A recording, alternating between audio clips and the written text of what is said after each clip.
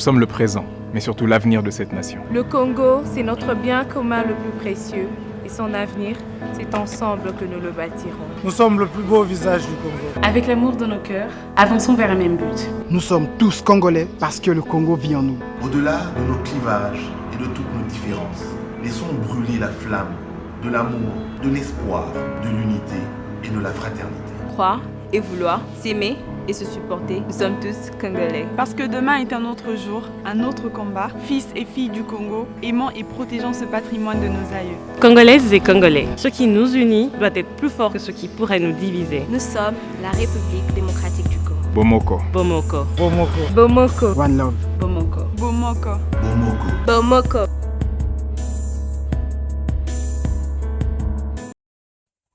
Sango ya Congo na bandako na bino ezali bongo breaking news, sango ya mokuse, sango ya nkufi, nouvelle en bref na bandako na bino, c'est-à-dire que ndenge tomesanaka chaque jour toyaka ou kolala kolamukeza bitité tobenga yango petit déjeuner ou breaking news basango ya Congo oyo toyela bino ba information ya makambo surtout ezoleka na Congo.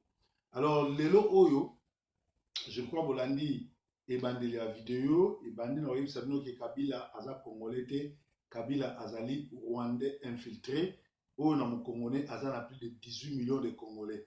Kabila azoboma bato bolandi vidéo oyo avana banda ou zela je crois na tiela bino vidéo bolanda ndenge mindele basali ba documentaire ya kolakisa bino ndenge nini Kabila famille na ye bazo s'enrichir.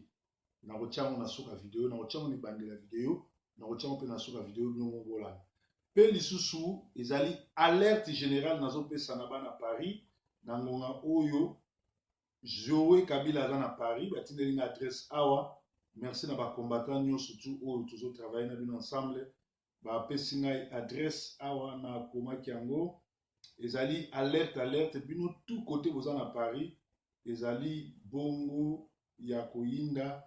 Zoé Kabila azali na hôtel Peninsula na Paris, métro Kléber, chambre D54.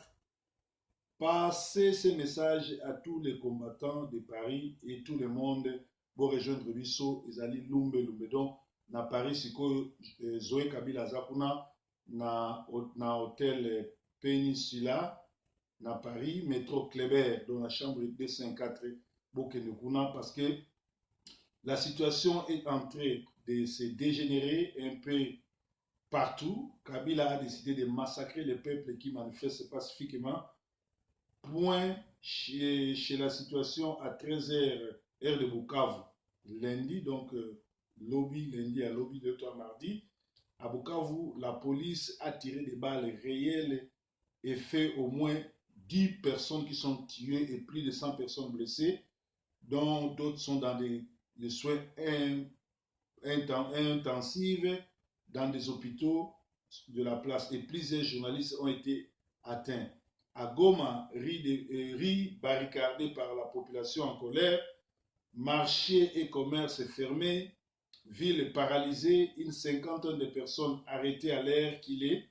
Le directeur de l'ANR, Redoc, s'est présenté en personne au bureau de la CENI où quelques manifestants étaient parvenus malgré le déploiement de la police sur toutes les routes. Il a procédé à l'arrestation de la délégation de 5 personnes, dont 3 militants de Lucha, qui étaient en train de se rendre vers la CENI plutôt, pour déposer un mémorandum. Il a arrêté même le secrétaire exécutif de la CENI, Nord Kivu, ainsi que des journalistes RFI Kiswahili qui étaient présents. Les journalistes internationaux ont vu leur matériel confisqué et ont été obligés de formater leur appareil. 27 personnes sont détenues par la police, dans la police, à Virunga. D'autres sont détenues à la mairie, d'autres au cachot de l'ANR et d'autres encore dans différents cachots de la police. Donc voilà, Butembo ndenge moko bakangi bato beni tension eza makasi bato bakufi na ba manifestation. Lubumbashi, la marche a eu lieu comme prévu mais fortement réprimée, au moins 15 personnes arrêtées dont plusieurs militants de Lucha. Timothée Mbouya, directeur de l'ONG Justicia, les correspondants de la radio Kapi Colin Djouma. À Kinshasa, mobilisation réussie, cérémonie de collation des grades académiques à l'ISC et IBTP annulée, étudiants dispersés, marche dispersée sur le boulevard Triomphal, entre 15 et 20 personnes arrêtées, 7 journalistes interpellés, puis relâchés, dont les correspondants de la presse internationale Reuters, TV5. Mbandaka, manifestation tenue, arrestation d'au moins 7 personnes, Kisangani, manifestation tenue comme prévu. Nous n'avons pas encore de nouvelles confirmées sur des éventuels incidents ou arrestations. Kindu, au moins 3 manifestants arrêtés devant le siège de la CENI. Nous entendons les nouvelles de Bunia, Ouvira, Kalemi, Kolo, Ezvi et Matadi. Donc, on a la correspondante au travail. On a Sentinelle TV. Nous demandons aux Congolais de ne pas baisser les bras. Nous sommes 80 millions de Congolais. Kabila est un Rwandais et toute sa bande de criminels. Nous devons les chasser car notre hymne national nous dit debout Congolais. Et commençons par toi qui lis ces messages ou ceux qui nous suivent sur Sentinelle TV. Nous exigeons bien entendu la libération de toutes les personnes arrêtées à la fin immédiate de cette répression sauvage des manifestations pacifiques. Donc, Oezali Basango, Oyo, Bato, il y a la correspondante aux Anabango, dans le monde entier, de la Bisso, par rapport à l'aventure Oyo Salam. Ce qui te dit, information, tout le monde a que Kabila Zo Boma, Kabila Zo détruit, communauté internationale, ça est remonté. ONU, MONUSCO, et pourtant MONUSCO, mission pour protéger les citoyens de Congo. Alors, il dit que Kabila a un parapluie. Parce que Kabila est congolais, c'est un criminel étranger et il a pillé les documentaires, les preuves, tout est mais il a défié les Congolais. Alors, parce que Nangongo, tout ça, IDPS, bafundi bango ke bango nde batu oyo bafuti batu mbongo ba kimisa batu na ba prison et la plupart ya ba militants to ba combattants ya IDPS baza bongo ko vivre na clandestinité ba msusu ba kangi bango ba msusu ba batami tout simplement parce que ndenge na lobaka mukolo libala ya IDPS na Kabila les Rwandais ko sila nde mukolo wana ebembe ya Tshisekedi ekokita na Kinshasa ba kundamu.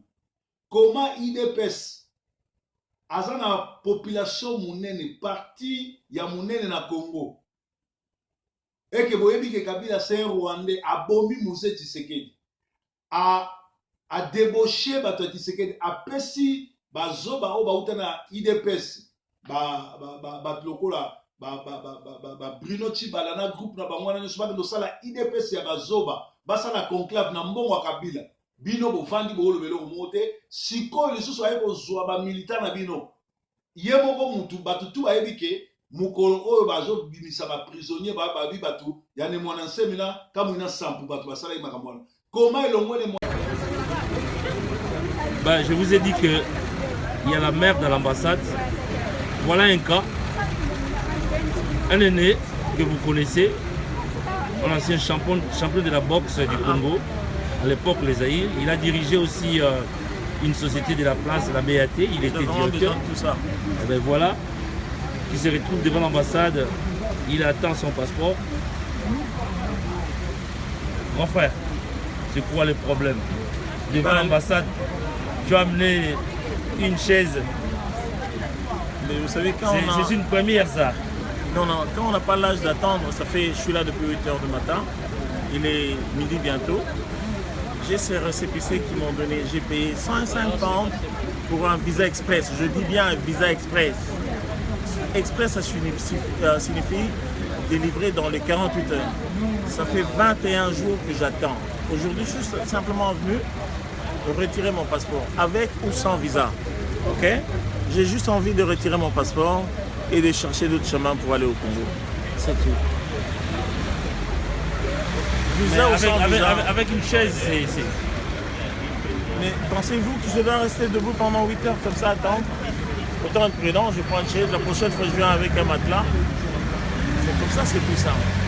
Il n'y a pas une salle d'attente pour Je les regrette, référents. j'ai jamais mis mes pieds à l'intérieur du bâtiment. Je suppose qu'il y a une salle, mais c'est pour d'autres personnes. Voilà. On est devant l'ambassade. Malheureusement. Ah Une oui. autre ambassade. L'ambassade de la RD Congo. C'est nouveau ça. Ben, lui c'est Franck Mouzelo CC, que vous connaissez tous. Bah quoi, je fais comme tout le monde, il n'y a pas de nom ici, on vient, on se met là, on attend. Puis 8 h du matin. Finalement, pour retirer les visas.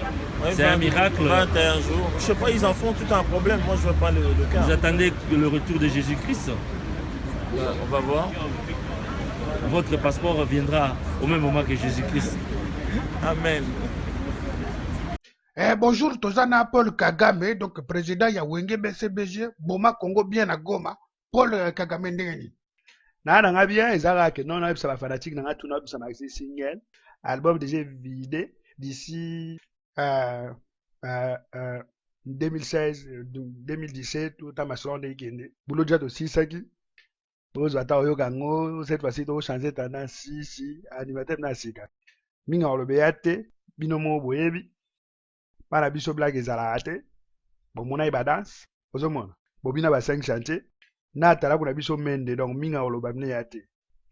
Nabeta mo histoire na 1959 bokoti Congo boye ko formé grâce à Mobutu Wenge banya Mulenge. Après na 1996 boye ko formé Yona Laurent Désiré Kabila Wenge AFDL. Donc bona succès fort na Bukavu, Goma, Uvira. Simanango boye ko formé Wenge PPRD na petit na ona Crio 5 chantier e cartona. Ba danse sikeza sur na 2017. Na biso mto simba dance. Na epte so comprendre.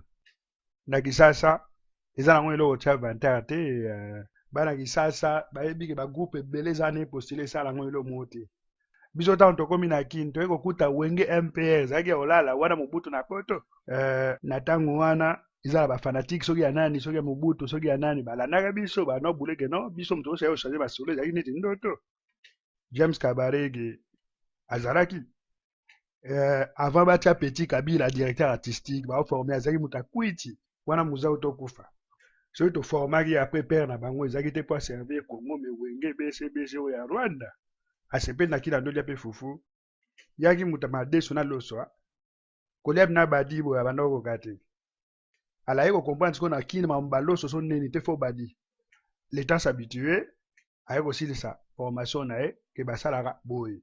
Mais ça va passer na éviter. Un mot pe botu na ya lo ba pe un mot ba vérité. Et ça nga souci ozomona. Mais avant to mema na kisasa to développer déjà ma mutu na Rwanda. To développer tout na Rwanda. Soki lelo sa neta obosala masolo na ebite mi wana Italie ngana grand formateur ba groupe ebele Wenge M23 par exemple ba ke bakabwana alobaki on a 2017 na ozo animateur asika emba danze donc koleka ko mende koleka ba donc ba buleka ba 5 chantier.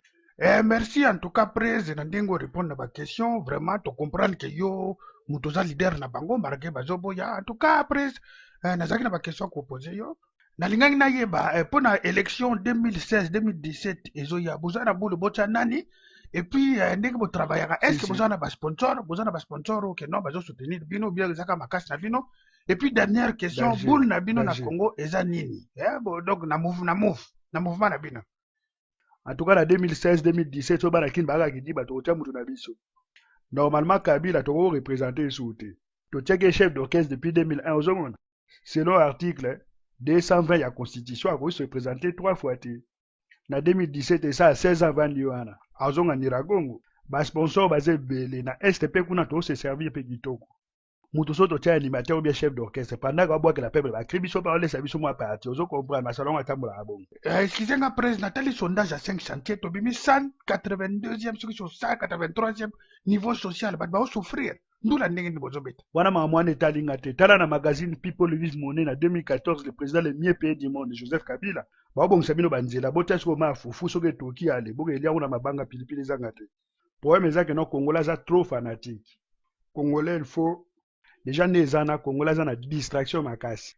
Yango ezo sala ke olingi distraction yaka ko signer ba contrat na n'importe qui. Chinois ont exploité ba minerai na bino na Katanga kuna bandeko na bino ba souffrir fort. Ayi ba bino ba minerai belé o atongela bino ba. Chinois pas encore. Ankoko na nolo bani. Obi ke bateki 25% forêt congolaise na Jordanie. Bo teka mboka Rwanda eza pembeni biso to vanda. Congolais na ma appelé biso ba étranger to ça bino mankoti donc bo comprendre après biso to ki. Ah, en tout cas, président, donc mamozo le besoin comme ça fort, donc na évité na seka na lela, donc pour ça la maman encore vraiment tant boyaka, ils ont appelé pour piller Congo, donc ça na makam na Congo. Na bo sauter ça ba masolo tant que Congo là aux azo ba comprendre des biso tika là, on comprend. Ça ba wane de belé mystique. Biso to mona Congo neti, gâteau mo boy to kata o mike mutu mutazui parti na biso ko na biso ni gâteau. Gâteau na gâteau. Wotu na ba masa pays mususu ba Museveni ba websa yo. Congolais ga distraction susu ba tia kutu mwamba banini. C'est pas possible. Mais kasi eza ndenge na bango. Après pardon na za suna question mso ko poser na ngoko tuna soki ndeti mutu alingi envisager comme président de la République na 2016 ou bien 2017. Conseil nini kopesa ye akosala mpona mboka. En tout cas nayebi te nakopesaka conseil moke aluka déjà zongisa dignité Congolais ayebi kaka makambo ya forme. Congolais mutu mo abangaka soki bamonisco na bamonique ezalaka te mais M23 bina lingo okoya mpena bendi bino baplan na palais de mar bake nango neti na fili. Donc olingi olobaki mutu arespectaka Congolais aza te na monde. Mutu arespectaka Congolais aza te. Boulez que pays Moukende et Rwanda ont envahi un pays 7 fois plus grand que la France en 7 mois. Respect, bois trop distrait. Narobo Moutoumako. Prêtre Shrek Ndundo, artiste parodiste Chico Samuel, vous avez déjà parodie la Lingala. Vous êtes dit, vous avez mis Carole la Télé dans mon Gamboka. La église, vous n'avez pas le bâti. Foufou, Fondou et partout. Vous avez le pan de famille. Et bon, les pas à nani. Nga par exemple napona na banda lekoto na bacamarade na nga na famille na biso tokola te tonoliaka bafrite olamba muti mutunda bakia vraiment dis-moi qu'est-ce qu'il y a nabokisa kwanga na likabo kaka mpona kolia saucisson soyez branché balobi 2014 soko za branché de branché na libisi yo tous les vendredis na Facebook après Trishek Ndondo batiwa sala et demande na mina Facebook ça ne mange pas de pain yo def ça pe ba mapa kutu batia mwamba na limbiso amukeba na pesi bino ka rendez-vous na Facebook après Trishek Ndondo on est ensemble. J'insiste et je persiste, c'est vraiment difficile de croire que le Rwanda n'est pas impliqué dans cette rébellion. Beaucoup d'officiers qui constituent le CNDP et ceux qui sont dans cette rébellion ont travaillé dans votre propre armée RPF, sous votre commandement personnel. En êtes-vous vraiment conscient? Laissez-moi vous corriger. Ce ne sont pas seulement ceux qui combattent dans le CNDP ou dans la soi-disant rébellion appelée M23 qui ont été associés au Rwanda ou à l'armée rwandaise. Même ceux qui sont dans le gouvernement aujourd'hui ont fait partie de cela. Il n'y a personne dans le gouvernement congolais, en commençant exactement par sa tête, qui n'ait pas d'association avec nous.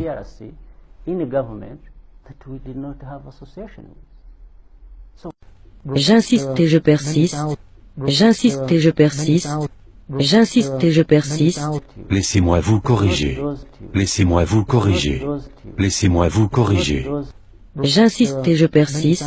Laissez-moi vous corriger. Il n'y a personne dans le gouvernement congolais, en commençant exactement par sa tête. J'insiste et je persiste. Il n'y a personne dans le gouvernement congolais, en commençant exactement par sa tête, qui n'ait pas d'association avec nous.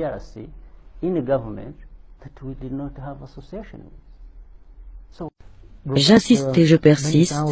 Il n'y a personne dans le gouvernement congolais, en commençant exactement par sa tête, qui n'ait pas d'association avec nous.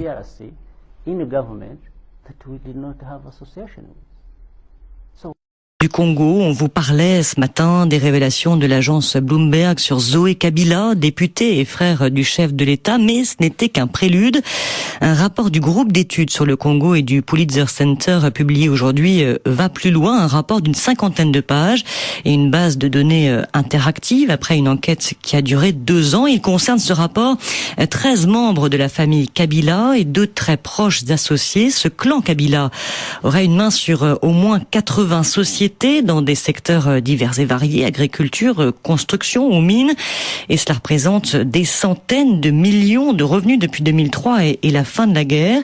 Sonia Rollet, finalement, ce rapport, c'est aussi une histoire du clan Kabila. Oui, à plus d'un titre. Pour commencer, cette petite phrase en 2006 de la mère de l'actuel président, Joseph Kabila, sur les années d'avant-guerre, c'est-à-dire avant 96 et la rébellion de l'AFDL, quand Laurent Désiré Kabila, le patriarche, vivait avec sa famille en exil en Tanzanie, sous la protection du régime tanzanien.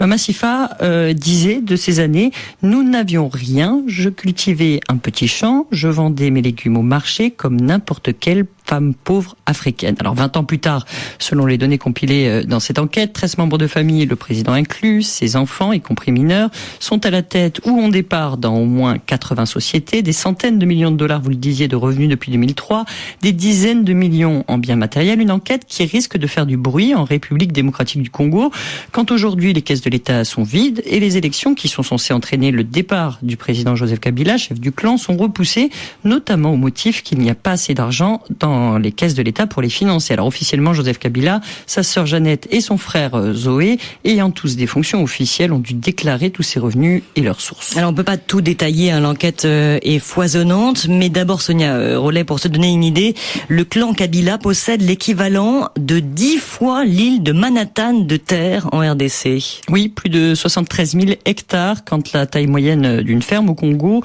est d'1,5 hectare environ. Alors la ferme Espoir à elle seule, qui appartient au président Kabila et à ses 2 enfants, c'est plus de 8 000 hectares. Maman Olive, sa femme, a une fondation, on le sait, mais aussi des sociétés comme Ocifal, qui fait un peu de tout, des mines, du pétrole, de la construction. Petite révélation, l'ONU a versé à cette société, officiellement sans le savoir, la coquette somme de 270 000 $ de loyer en 2015. La sœur du chef de l'État, Jeannette, a départ dans la société Vodacom Congo et à travers Acacia, une des sociétés de la famille, détient 43 d'exploitation de diamants. Elle est aussi associée minoritaire dans une autre société, Kwango, qui en a 53 de ses permis. Et puis tous ces permis, bout à bout, représentent une zone de quelques 720 km à la frontière avec l'Angola. On évoquait ce matin le cas de Zoé Kabila, qui a un temps raflé 10% du marché de la construction, plein boom au Congo. En tout cas, la famille marche bien en clan. Oui, effectivement, et tous les intérêts sont mêlés, celui des frères et sœurs, des enfants du président, tout cela se croise. On fait des affaires en famille chez les Kabila et on s'intéresse à tout, depuis les compagnies aériennes, les permis de conduire, les restaurants, jusqu'à l'évident, le minier et les terres. Ce qu'il faut savoir, c'est qu'il s'agit surtout d'un énorme travail de compilation de sources publiques et accessibles à tous. Il y a beaucoup de sociétés, parfois des alias, mais l'essentiel de ces révélations et de ces relations d'affaires, on peut les découvrir dans les colonnes du journal officiel ou constater dans les registres du ministère du Commerce que beaucoup de ces contrats sont obtenus par la famille dans le cadre du cas dit de force majeure, c'est-à-dire quand il y a une guerre, une catastrophe naturelle, ce qui leur permet de se soustraire aux obligations légales, comme par exemple de payer des taxes. Sonia Rollet, et pour en savoir plus sur cette enquête, voici le site Congo Research Group. Tobeti maintenant 5 ans. Tobeti 5 ans, donc on va licencier en sciences, on a évité sciences parlementaires, tout le monde combo pour innover dans le cadre de la boule. Donc on a licencié en sciences parlementaires, on a tombé dans 5 ans. Bilan dans la sala, d'abord sur le plan personnel, nous avons trop, et le peuple a trop dur par rapport à la député. Tout le monde est fait bouteille, eux qui filment bouteille. Parce que vie à Batouan est changée.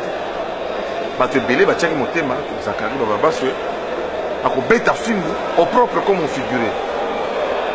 Mais bande on a un film bêta parce que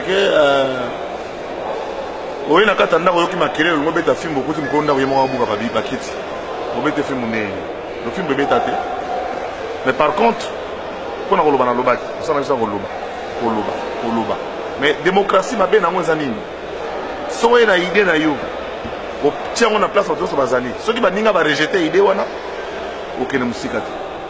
Donc sur le plan personnel, Naroloba que film de bétité. Film de bétité. Pour bateau film il fallait bêter ça bateau maman on est bateau gérer mboka ou asimi mboka basimaka. C'est na robeta kabila film par exemple. Donc c'est robeta obé mina au film. Donc c'est robeta papa qui est au film.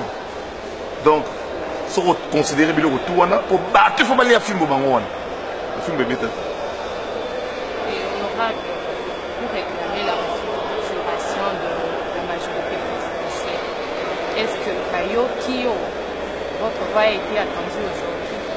Non, je ne pense pas que Banakini Bazola Nanga Badola Nangaï, dans le bain Nangaï. Au moni, tant que le gouvernement a Chibala, Bazo pesé à tête. Bazo pesé. Donc, les lois qui indi, Baro que nous soyons un peuple. Parce que, faut te outils par la majorité présidentielle. Celui qui gère un peu de Linda, qui n'est pas tout qui est bosso, n'est pas au place de comité. Le autre commence là, gouvernement na Bruno Chibala. Bah innocent. Bruno Chibala est candidat, a 19 voix l'élection. 19 voix malgré photo de Chichi. Donc, sur le plan engagement, côté les missa peuple, on est dans la Côte d'Ivoire. On a Gabon, on a Guinée équatoriale, on a pays où tu parlais de la Guinée équatoriale, on a Côte d'Ivoire. Mais on doit sentir que Batou Oyo, Bazo Tchaba, on a un gouvernement, on va gérer une institution, on va faire ça espoir. Bissot, on va faire ça désespoir.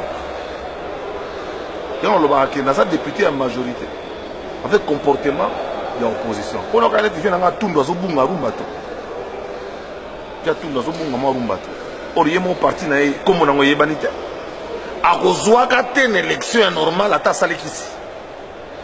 Mais on combat les leaders autour de la ton stade. Le on ça peut stade n'engona mais tout le monde veut le col à gauche. Voilà ta sapate rouge moi en tout cas moi 1000 personnes voilà ta sapate rouge. Vous comprenez? Pour majorité, comme ils le dit, il est avec Moïse. Normalement, il est avec Moïse. C'est comme si tu réfléchir sous terre. C'est comme si ce que la majorité veut dire que passe à peuple, un salaire peuple, misère à peuple, est allié. Ngai politique on a côté et ça pour nous sa solution na makambu ya population. Et pour nous repérer sa population, il faut qu'on ait la majorité. Na aucun n'a jamais une opposition organisée. Na aucun n'a jamais opposition parce que tous les opposants vont tirer mon roman. Et mais le Kunjaza, ndeko Basile Lazar, les sanga mon bazar. Donc, Thomas Louaka bazar, parce que je vais Kabila bazar. La majorité sont en train de dialoguer avec les gars Francis Kalombo, les gars Mende. Donc, dans la raison, il y a un la majorité, mais il y a un bel pour le baquet, toujours qui n'est pas B, toujours tambola B, toujours qui n'est pas bien. Quand on dit que 5 ans après, tu as le chef de l'État, il y a bateau, à qui n'est s'enrôler 10 000 drapeaux, mais c'est dans le drapeau. De l'autre monde, tu as un budget, tu as un budget, il y a un drapeau, ça. Tu as un drapeau dans ma tête, là. Là, tu as pour le perdre, tu as fait un yolo. On soit frappé à CFA, on a dit que ça veut dire qu'il y a un travail qui n'a pas été fait. Nous sommes en politique, il faut changer les choses. Et ça, le côté contre Moutou, bureau, il y a bureau politique, la majorité présidentielle, là, c'est 100. Bureau et assemblée, c'est 5. Secrétariat général, il y a une cinquantaine de gens. Secrétaire général, a échoué. Ils ont échoué dans la mission. Pour Nangaï. Et c'est mon point de vue. Vous comprenez? Si on a un point de vue dans les évangiles, pour nous, selon Ngaï. Mais j'appartiens à une famille politique. Je n'ai pas ce point de vue. La monnaie qui est dans le monde, c'est la lélo. Bon, si vous continuez à bon, et puis vous allez un jour. Un jour. Tout ça, c'est beau. Et la majorité présidentielle n'est pas en démocratie pour les années. Tout le monde a une question d'actualité, il y a avec évasion, plusieurs matin. Pour vivre évasion, il y a la mise en scène. De Kéi, les sous-sous, pour vivre en Go, na Kasangoulou, et comme il dit dans moi. Des mises en scène. Et quelle lecture la personne répond, il y a mise en scène. Mise en scène, on a mise en scène. Moi, je suis en mise en scène. Mon film, tout le monde va sauter, la mine, quoi, mise en scène, mise en scène, on peut se répondre déjà. Mais tu veux dire que les alliés pour monter, n'a pas rien. Tout le monde point de vue, mise en scène, il y a pour faire karaté, c'est quoi l'acteur principal? Au sommet, on a plusieurs interviews. Vous avez plusieurs binaires qui ont parlé, on dirait où tu voyages. On va expliquer, on est salagi, on filmer, tout ça. Mise en scène. Bon, Et vous avez la stratégie quoi? La stratégie Sili. Stratégie Sili. Honorable, vous voyez bien que le pouvoir législatif, le pouvoir judiciaire, ils ont des pouvoirs distincts. Tout au moins, on a au Katana. Le mot du gouverneur et pas le député provincial. Après quelques temps, cour constitutionnelle a zombifié. Est-ce que le tour dans les années Bijibi. On est beaucoup. Batebele ba mona nzambe te. Pe batebele so mona na mboko yo kwa mvie no bango te. Mbongo na bango ya lukuta, mbongo na bango ya muyibi, mbongo na bango ya bakuba. Na soni. Gouverneur on a candidat pour majorité. Tous les gouverneurs ont baptisé, candidat majorité. Donc ba gouverneur wana ko Kazemba expliquant na tika mnoko polele. Donc on s'en est là na kini. Donc au moins ba gouverneur mona wana bana misala mo sadi ba boyi mo sadi ba ba tuku tuku envier bango. Na pas faire ça bona personnalité na ngai. Pour moi mobali peno ya mobali. Ako ba ko sala bongo te. Do ba gouvu to so mona bana misala. Ba boyi ya batu na kini. Boy! Gouverneur a pesé à terre, donc on a pour un côté dollar, toi, on a sorti la récolte du Chaba. C'est ce qui côté, ensemble, ça n'est. Et ça va cop. Il y a un tour la moussa chef, il y a la mouka. Yo la mouka, mon conseil la mouka pour. Bateau, tiki bakengela. Ça dit que mon ali, y est sous la mouka. Parlons à présent du budget. Le budget est évalué à 7,7 millions. Il y a beaucoup de mouké. Et un bon à 3 personnes. Un bon à 3 fois pour Libanais, moi, un Némo, on a Congolais, moi, Sangani. Mais pas encore rapport au mobile. Zuma welcomed Joseph Kabila here, an illegal president of DRC, who has no respect for rule of law. His time of office has expired. Why did Zuma welcome such a criminal in our country? He did so because both of them have got no respect for the rule of law.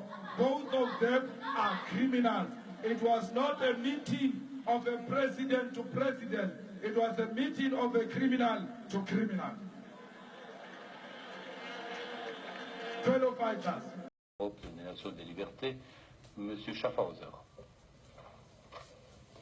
Je voudrais d'abord remercier mes collègues, une fois n'est pas coutume, pour leur pertinence sur l'analyse du Congo et plus particulièrement M. Pitela. C'est un pays que j'aime beaucoup. J'ai moi-même été auprès du vice-président dans la période de transition, Zaïdine Goma, et j'ai suivi cette transition en étant un des acteurs. La difficulté du Congo RDC, c'est sa richesse.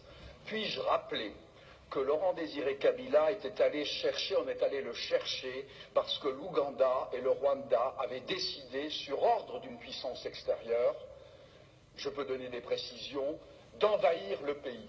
Puis-je rappeler que pendant que Laurent Désiré Kabila envahissait le pays, un certain nombre de sociétés signaient des contrats, c'était des sociétés américaines. Puis-je aussi rappeler que lorsque Laurent Désiré Kabila se retourna en étant un patriote pour son pays, on décida, ici à Bruxelles, j'ai eu l'information, je peux dire de qui il est décédé depuis, son élimination, et qu'on est allé à Washington chercher également l'ordre, et il fut éliminé 15 jours après. Et puis-je rappeler qu'on est allé chercher alors Joseph Kabila en se disant, ce jeune, on le manipulerait parce qu'il n'était pas... il était de nationalité rwandaise et qu'on allait en faire un président. Tout ceci est de la manipulation. Ce qu'il faut pour la République démocratique du Congo, c'est une souveraineté retrouvée, une armée qui se batte effectivement, une MONUSCO qui est au service de la paix et qu'on arrête les prédateurs qui sont liés au crime organisé et avec des États hypocrites liés à des multinationales. Je vous remercie. Welcome back na Sentinel TV. Tozai koloba to kataki poto la sabino lomo bomoni makamindele balobi bomoni ba aventure zo lekana Kinshasa. Comment IDPS ezana parti ya munene Kabila azo débaucher bato, Kabila pesi bachi bana mbongo basa la conclave ya faux IDPS.